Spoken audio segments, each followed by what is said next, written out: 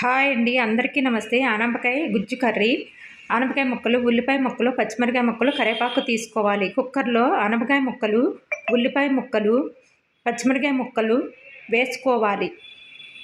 చిన్న స్పూను పసుపు, ఒక స్పూను కారము, చింతపండు, వాటర్ పోసుకొని మూత పెట్టుకొని స్టవ్ మీద 3 విజిల్స్ వచ్చిందాకా ఉడికించుకోవాలి. కుక్కర్ మూత తీసివేసి పప్పు గుత్తితో మెదుపుకోవాలి. స్టవ్ వెలిగించుకొని బాండి పెట్టుకొని నూనె వేసుకొని నూనె హీటెక్కిన తర్వాత ఎండుమిరగాయలు, కరివేపాకు, పచ్చెనపప్పు, ఆవాలు, జీలకర్ర తాలింపు వేగిన తర్వాత ఆనపకాయ కర్రీని వేసుకొని సరిపడినంత సాల్ట్ వేసుకొని కలుపుకొని ఉడికించుకోవాలి. స్టవ్ ఆఫ్ చేసుకోవాలి. ఆనపకాయ గుజ్జు కర్రీ అండి.